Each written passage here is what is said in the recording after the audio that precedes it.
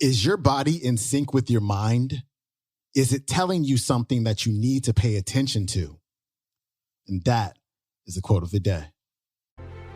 Welcome back to the Quote of the Day Show. I'm your host, Sean Croxton of SeanCroxton.com. Today's episode is brought to you by the Jerf Bar, my very own USDA organic, gluten-free, soy-free, dairy-free, and non-GMO delicious real food bar available at jerfbar.com. Today's featured speaker is Karol Ward. And I enjoyed this talk because it's about the connection between the mind and the body. And it's such an important connection. And, every once in a while, somebody will email me and they'll ask, Sean, how did you build your business? Can you give me some tips on how to build my business? And I say, of course, there's marketing involved. There's sales involved. There's content creation involved. All these things I love to do. But one of the most important ingredients here, one of the most important ingredients for success, not just in business, but in life, is I follow my feelings. I follow my intuition. If something does not feel right, I refuse to do it. There have been opportunities, like huge opportunities presented to me, and I'll be like, there's just something about that just doesn't feel right. And I want to create a distinction here. I'm not talking about like negative self-talk or that cognitive dissonance that we get when we start moving towards something new. Those feelings of fear, those feelings of, I don't know if I should do this. It's something different. It's like a deep feeling. It's just this intuitive feeling like, this is not right. And I feel like, as Karol points out here, that, a lot of us don't listen to those feelings. We don't follow those feelings. And then we end up in situations that we don't want to be in. And so, without further ado, here's Karol.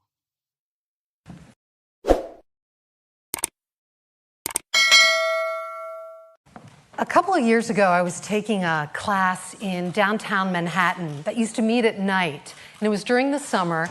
And when class was over, I would walk from the east side over to the west side with my friend Caroline, and we used to go down 8th Street because they have all the shoe stores. And we would talk, and we'd talk about class, and we'd talk about the shoes. And one night, it's like July, about 8 o'clock at night, we were headed toward the subway. And coming toward us in the distance were what looked like 3 college kids, wearing T-shirts and jeans and laughing and joking around. And as they started to move closer, I had this thought, something's going to happen. That feeling that you get, the kind of uncomfortable, uneasy feeling in your body where something doesn't feel it doesn't feel right. It's that feeling you get when your mother says she wants to fix you up with somebody nice. Well, that was the kind of feeling I had. And I felt this anxiety and fear, but it didn't make any sense to me because they weren't paying attention to us, and there were a lot of people around. So I pushed the feeling aside. And as we were crossing paths, all of a sudden, one of the guys on the outside reached out, grabbed me, picked me up and swung me around and pushed me back across the sidewalk. And then they just took off. And I have no idea to this day why they did it. But when I got my balance, I had 2 thoughts. I'm okay, and I knew it was going to happen. I knew it was going to happen. I felt it in my body, but I didn't trust it. And those words, I knew it, is something that I've heard time and time again from patients in my private practice. Businessmen and entrepreneurs and artists saying to me, I knew it. I knew I should have launched my idea into the marketplace, but I didn't, and now somebody else has. Or I knew I shouldn't have taken that job because it didn't feel right, and now I'm very unhappy. Or this one, I knew I shouldn't have gone out on that second date because that was a disaster. And whenever they would describe that feeling, they would do the same thing that I did when I described that night. They would point back to some place in their body, a gut feeling, a feeling in their chest, like the hair standing up in the back of their neck. They kept saying, I feel it here. But like me, they keep choosing to ignore it. And that conflict between body and mind is something that has really fascinated me as a therapist. So my background is as a clinical social worker. And while I was going to school, I started getting intrigued by the field of somatic therapy, which is body-mind psychotherapy. And basically what it is, it's the belief that we not only process feelings and thoughts and emotions in our mind, but we also process them in the body. We manage them here. And that was really interesting to me because I was tired of being in my own head and overthinking things all the time. And I thought, if I can find a way to cut through that, I'm in. And here's what I discovered. That emotions have an arc to them, that they rise and fall as we express them. And the best image that describes it for me is that first hill in a roller coaster. You know, it's the steepest one. And even if you've never been on one, it's the one that takes you up the farthest and then drops you down.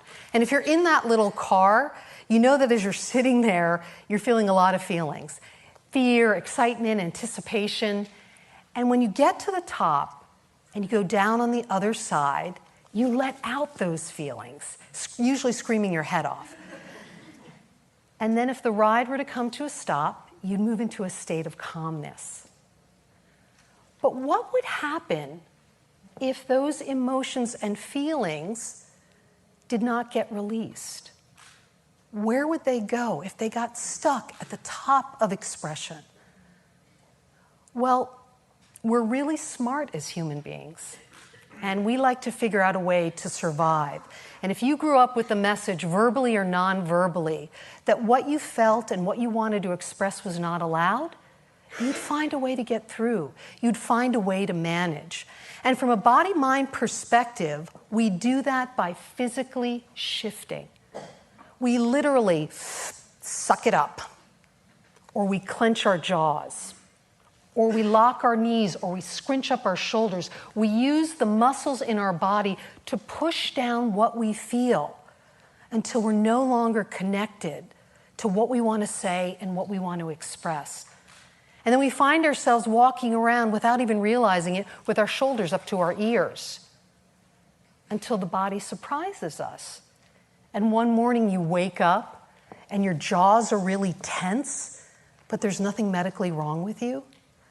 Or you're taking a yoga class and you do that posture and all of a sudden the tears are streaming down your face. Or you're out to drinks, having drinks with friends, and you start to relax and a wave of anger comes to the surface. Because when the body has a chance to relax, it will release whatever is being held there. So I started to think, well, how do we find our way back to being open to what we feel inside? And this is what I found. That if we bring a certain mindfulness to what's going on physically, whenever we need to make a personal or professional decision, we can raise our awareness. Do you feel expansive when you go to sign that deal? Or do you feel contractive? Do you feel excited when you think about bringing that person into your firm? Or is there a feeling of dread? As you look at their resume, even though it looks perfect, as they sit across from you, is your stomach flipping? And can you give yourself the space to figure out what that means? Is your body in sync with your mind? Is it telling you something that you need to pay attention to? Now, sometimes you get those feelings right away and you understand it and you make the decision. And sometimes it just takes a little bit of time to figure it out. It doesn't mean you don't have to keep going toward what you want, but you just need to give yourself the space to understand what it means. And one of the best resources I have found to remind me is my dog, Jordy. Found tied up on the streets of Brooklyn, now living happily on our green couch, a deeply feeling in his body being. But sometimes when we're out walking, he confuses mailboxes for large people. He just can't quite get it in his head. But the interesting thing is he doesn't stop moving toward what he wants. He keeps going, but he moves toward it with awareness. He keeps noticing with a certain kind of alertness and a certain kind of tension. What am I seeing? And once he recognizes what it is, he relaxes and just goes toward what he wants. So from Jordy and for my study of body-mind psychotherapy, I've learned one thing.